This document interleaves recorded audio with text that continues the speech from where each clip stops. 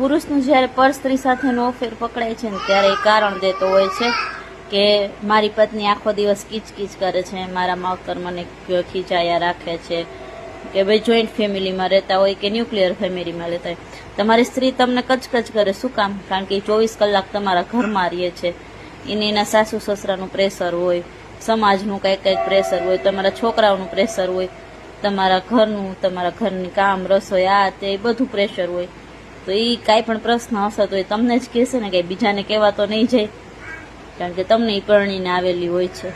અને એ જ્યારે પોતાનું મન ઠલવવા માગે ત્યારે તમે એને રિસ્પોન્સ નથી આપતા, અને ત્યારે એ સ્ત્રી પરપુરુષને ટાઈમ આપે કે એ પરપુરુષ એને સાંભળતો હોય. તો સ્ત્રીને હંમેશા છે ને એને પુરુષના સમયની જરૂર હોય છે. તો મહેરબાની કરીને કોઈએ પર સ્ત્રી કે પર પુરુષ સાથે અફેર ન કરવા, કારણ કે પર પુરુષ સાથે અફેર કરવાથી જ્યારે પકડાશે ત્યારે પર પુરુષ તમને અપનાવશે નહીં, તમારો પુરુષ તમને રાખશે નહીં. અને જ્યારે પર સ્ત્રી સાથે તમારું અફેર પકડાશે ને તો કદાચ તમારી પત્ની તમને માફ કરી દેશે, પણ તમારા પત્નીના દિલમાં તમારા માટેની જે જગ્યા હશે ને પહેલાં જેવી નહીં રહે. એટલે રહેવાનું હોય પતિ પત્ની સાથે, કારણ કે પત્ની તમારા આખા ઘરનો ભાર સંભાળતી હોય છે, તમારા પરિવારનો, સમાજનું, બધાનું સાંભળવું, છોકરાઓનું ભણતર, સ્કૂલ, આ તે બધું પોતે એકલા હાથે સંભાળતી હોય છે.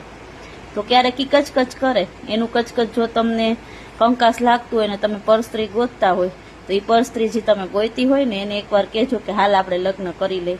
પછી પર સ્ત્રી તમારી યારે શું કંકાસ કરે છે ને જોજો, કારણ કે મીંડું પાછું ત્યાં જ આવીને પૂરું થશે, કે જે પહેલા હતો એ જ પ્રશ્ન પાછો થશે. સેમ સ્ત્રીમાં પણ એ જ થશે. પર પુરુષ સાથે એ લગ્ન કરશે તો પછી એ એમ જ કરશે કે મારા માથે જવાબદારી છે, હું તને ટાઈમ ક્યાંથી આપું. તો આ ચકેડું ચાલ્યા જ રાખે છે.